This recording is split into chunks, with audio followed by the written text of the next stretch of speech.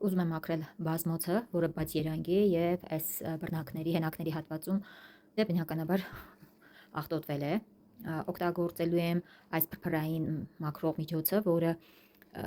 կտորների, տարբեր տեսակի այս ծածկոցների եւ գորգերի համար է նախատեսված։ Համարվում է չոր մաքրում։ Ինչ ենք անում, նախապես թափահարում ենք,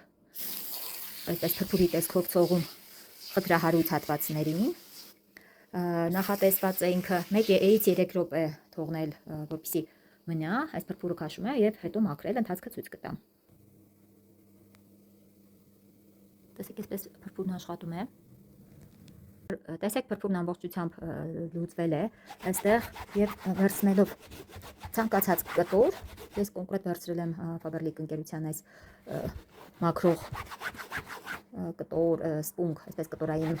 այս միջոցը, ստեղից իրան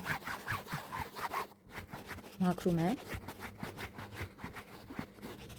արդյունքը հիմա դες ցույց կտամ։ Փրփուրը ներծծվելուց հետո այս կտորով, ինչպես ասեցի, մաքրել եմ եւ արդյունքը արդեն երևում է, ակնհայտ է, պարզապես կտորը չորանալուց այս բազմոցի պետք է փոշեկուլով մի հատ անցնել վրայով, որպեսզի փոշին լավ մաքրվի, կամ ինչ որ կտորով մաքրել խոնավությունը քաշելու համար։ Այնպես որ շատ հրաշալի միջոց է արագ տարբերակով մաքրելու բազմոցի կտորը, գորգերը, այստեղ նախատեսված է նաև այն կարելի է օգտագործել սպիտակ սպորտային կոշիկները կարելի է մաքրել, թարմեցնում է, գույնը վերականգնում եւ իհարկե